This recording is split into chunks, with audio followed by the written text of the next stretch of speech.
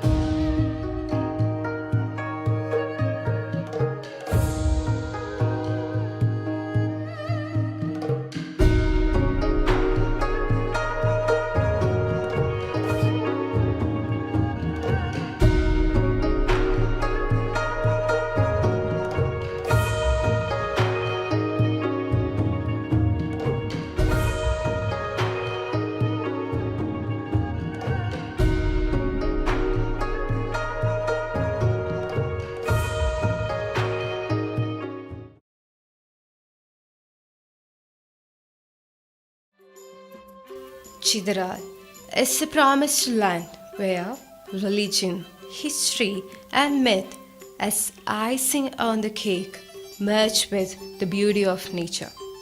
The historian T.A. Gopinatha Rao, who first summarized the historical records of Travancore, visited this place between 1920 and 21.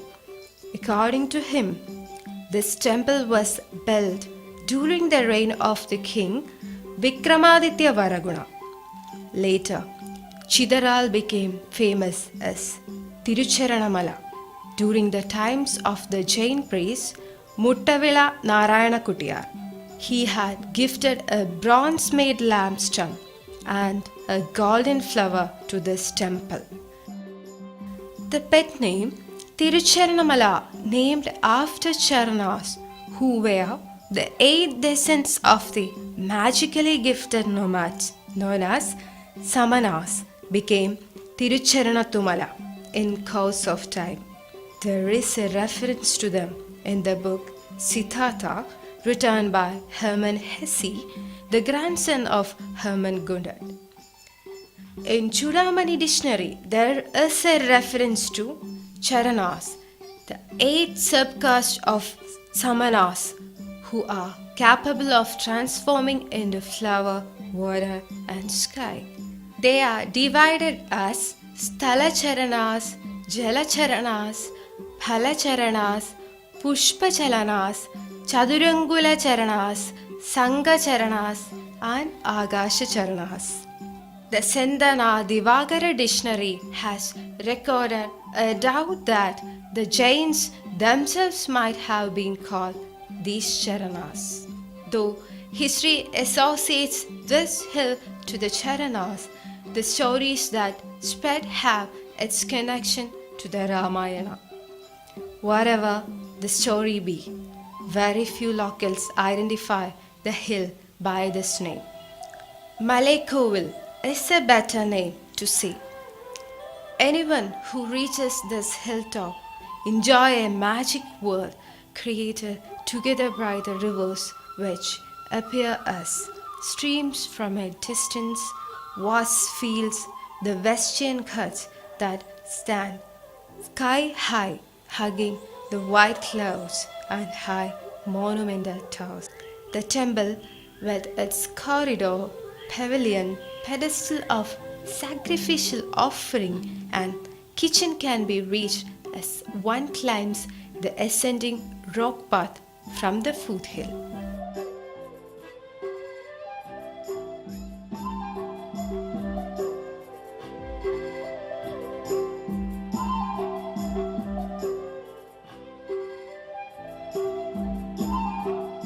The stone-cut cave temple at the hilltop spreads light on the 9th century history through its Tirthangara statues and stone inscriptions called Vattiruthugal on the walls.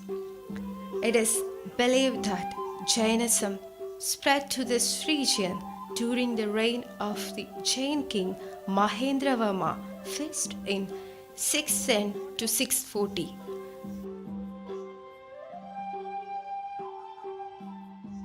Jain Mahavira, Parshvanath, and Padmavati Devi are consecrated inside the temple. The meditating Parshvanath statue is under the serpent hood. Hence, Parshvanath was vested with the status of a snake goddess during the advent of Hindu faith. The 23rd Tirthangara, Parshvanath was a legend or historical figure as can be seen in the historical records of Jainism. Parshvanath lived 250 years before Mahavira.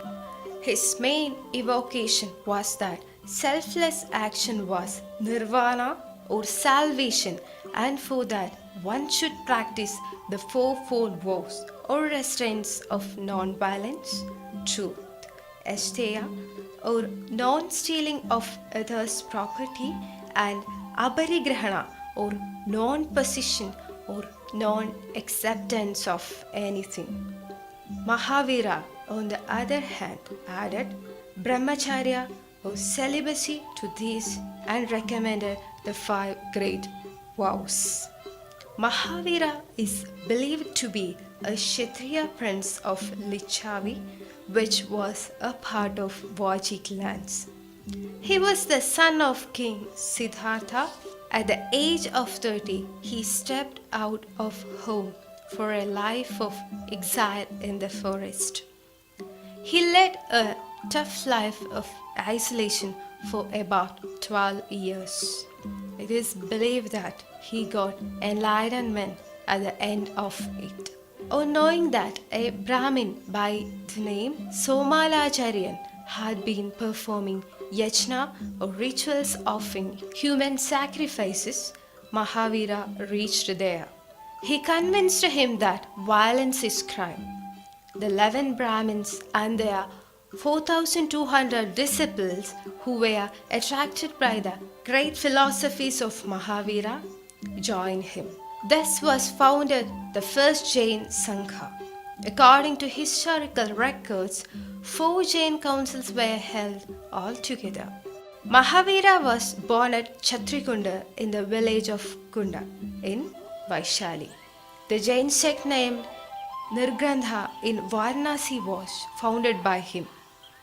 These Tirthangaras, who are free from the human state, a cycle of birth and rebirth, are decked with the 3 jewels of right knowledge, right faith, and right conduct, and have attained liberations since they are free from human bondages. Mahavira founded Jainism, codifying Jain principles and modifying them according to the times. During his times, Jainism gained great popularity in the places like Vaishali, Koshala, Mithila, Magadha, etc. From places like Marugaltala, Anamala, Tirupparakundram, Arittapetti, Kilavalavu, Karugalkudi, Muttupetti, Sitarmala, etc. of Tamil Nadu, temple ruins with broken statues of Jain Tirthangaras, which carry the Jain statue icon, namely Sri Ambalas, crowned by Hura snake, have been found. In his book, Stories in South Indian Jainism, M.S. Ramaswamy Iyengar has recorded this. Maharani or Queen Padmavati was the wife of the Maurya ruler Ashoka the Great, the mother of Kunal, who was rightful heir to the throne after Ashoka. It is believed that Padmavati was born in 280 BC. Padmavati Devi's name sounds high as a cousin to Parshvanath too. A goddess idol was consecrated in place of Padmavati Devi by the Maharaja of Travancore, Srimulam Tirunal, in 1913. A stone inscription related to the consecration ceremony held on 19th October 1913 still exists in the temple premises. This temple, which was converted into a Hindu temple by Sri Moolam Tirunal by consecrating a goddess idol, is included in the list of National Heritage Monuments today. This temple and its premises are now protected by Archaeological Survey of India of the central government. Images of Mahavira, who was famous among Tirthankaras, and his disciples are carved on the rock, seen as one climbs down the stairs. These Tirthankara statues are with sagging earlobes that stand out, three-stored umbrella above the head, broad shoulders, narrow waist, and meditative facial expression. Two prophets representing good and evil have been featured on the right and left side of Mahavira. Between the statues, in sitting and standing postures, can be seen the Vattedutu inscriptions.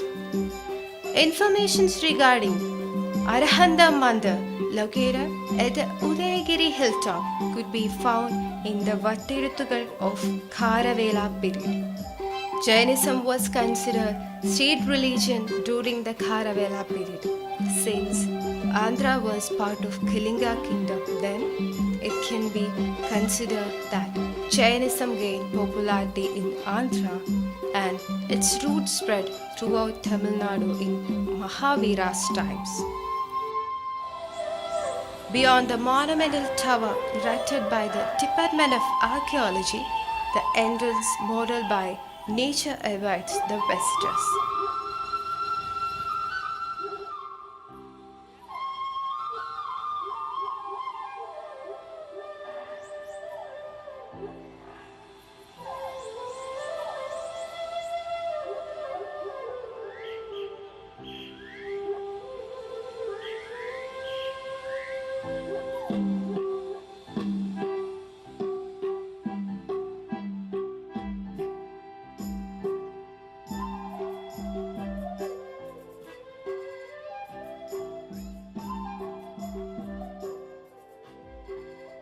Huge rocks can be seen on and off during this journey, and between them are freshwater fountains which do not go dry even during summer.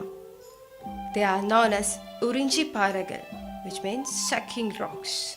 The local belief that one would get water if one kept one's mouth close to the rock and sucked in deeply might be the reason why they got this name. Far away, river Tamrabarni can be seen flowing. She flows, kissing the foot of Thikurishi Mahadeva, wearing the last remnants of life that melted into the Karuga blades. This must be the reason for her serenity. This height and the feeling that the sky could be touched with hands stretched towards it boosts the self-confidence of the mind. The Tirthankaras, curved on rocks, are in meditating mode facing north. It is said that Tirthankaras usually meditate facing that direction. The chief pavilion could be reached after going round these rock statues and passing by the fellow idol of the serpent goddess.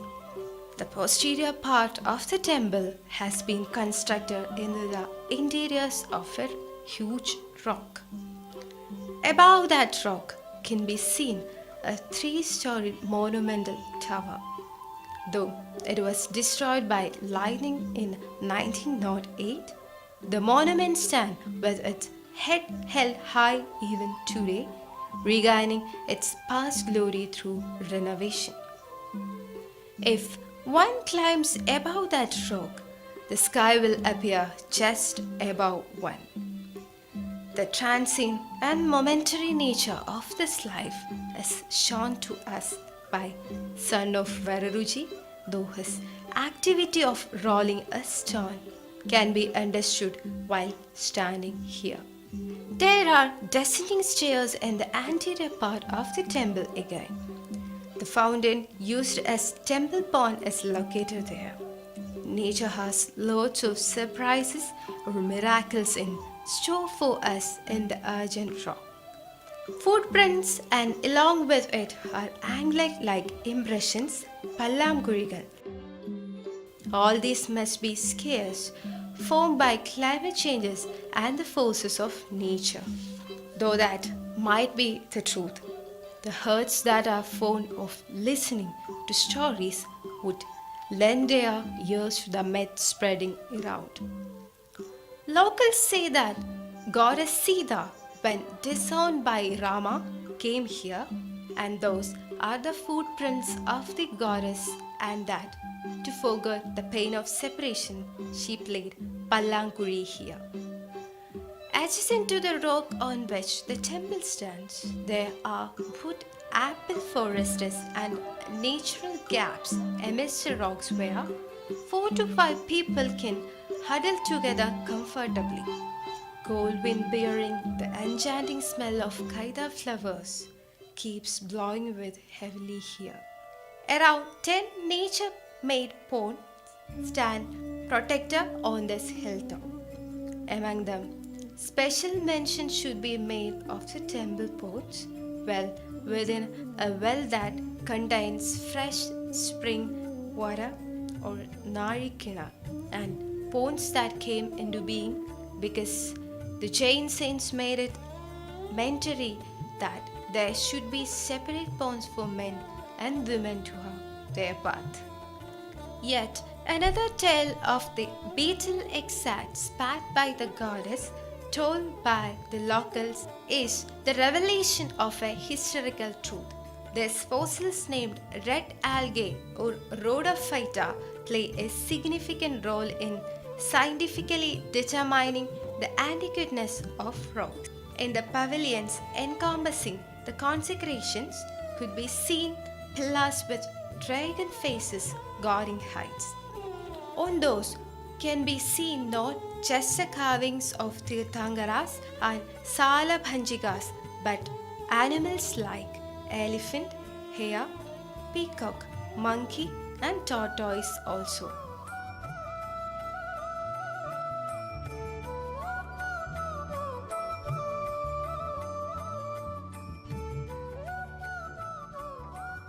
Even though these figures can be read in relation to the liking of the chain way of life by those who have made agriculture and business their occupation, the silver lining of Brahmin supremacy, which took shape during the time of the temple construction, needn't go unseen.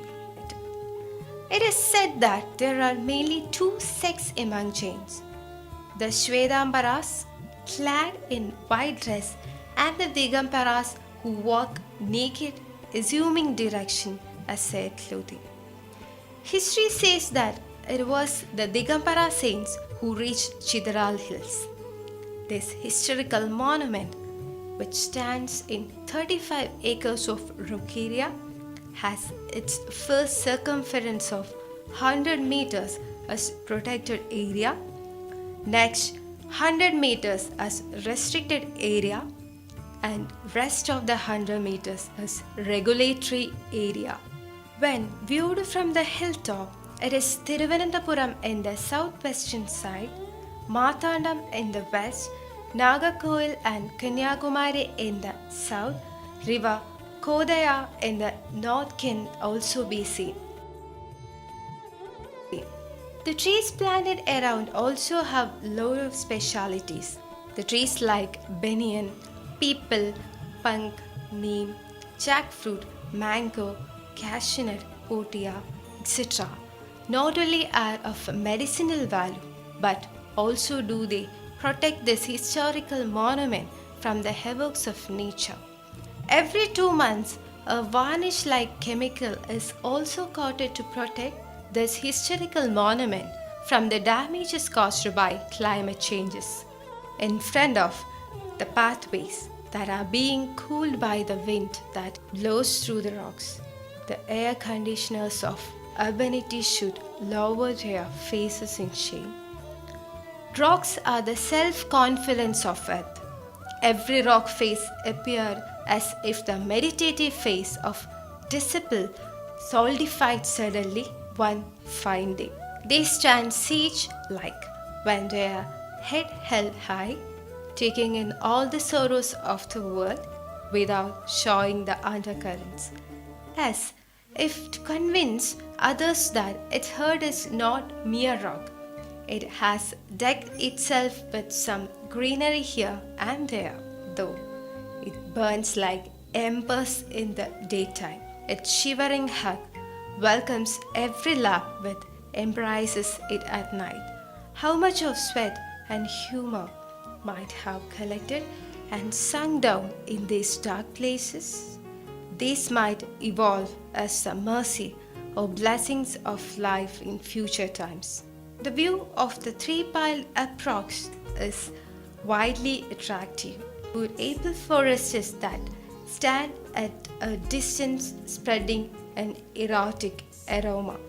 She who reduced these masculine men into sugarcane tracks by drawing circles of fantasy around them has a monumental remains in the form of Ekshipara, that is, demi-goddess rock, and its premises seen on the pathway led to the Chitharal hilltop.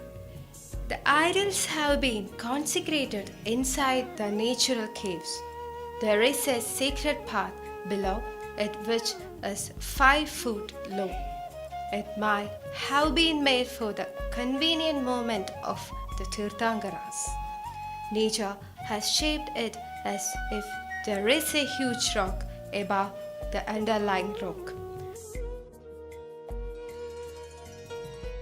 A formal reference to Tirucharanathu Hills and the Jain culture there appears only in Travancore Archaeological Series Volume 1. He says that the idols of Mahavira, Parshvanath, Padmavati Devi were stolen, and later the idols of Mahavira and Parshvanath along were recovered. He has recorded that the upper part of the monumental tower on the rock top was destroyed by lightning. Its renovation activities remain incomplete even today. Strong winds are said to be obstructing the constructional work. According to this historian, it might have become a goddess temple in the beginning of the Kollam era 425 itself. Because in one among the stone engravings outside, there is a reference to Tamil Pallavarayan named Narayana from Rajavallapuram, Vembanadu, who gave away wealth to this goddess temple at Tirucharana. Not just that, the artworks on the pillars of the pavilion erected later also point at the Brahmin supremacy and Hindu culture, says Gopinath Rao. Kanyakumari மாவட்டம் மார்த்தாண்டத்திலிருந்து ஒரு 15 kilometre தொலைவில் வந்து இருக்கக்கூடிய சிதறால் இருக்கக்கூடிய ஒரு ஊர் இது. இந்த மலையினுடைய உண்மையான பெயர் வந்து திருச்சாரணத்து மலை. An employee of the archaeological department, Mr. Shanmukham, and his aides, namely Ramakrishnan and Chellamuthu, the two country old men who don't mind being in rain or wind, are always active with answers to the travelers' queries.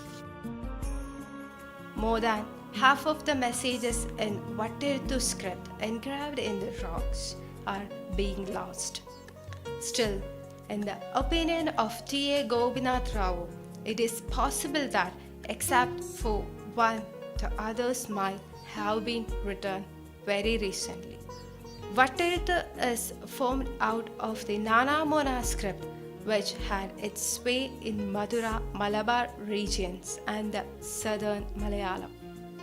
It is believed that one engraving recorded in Tamil and Vattirthu script belongs to the 28th year of the reign of King Vikramaditya Varaguna. The gist of the inscription is that Gunandangi Kuritigal, the disciple of Arittanemi Bhattara from Perayakudi of that period, gave away some gold jewels to Bhattariyar of Tirucharanattumala.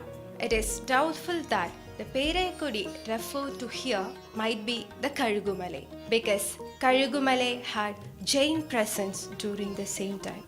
The mountain falls which retain the smell of Tirthangaras who searched wounds through silence. A group of human storytellers with a small psyche who resided in many clans or tribes amidst the dark beauties of forest, eating dry fruits and fresh water alone. A journey unthought of to the places of meditation of these great souls of silence. The fact that with the presence of these charismatic men who taught the world that darkness also had meaning, there would be water even in the heights, is a story of bravery engraved on stone by time.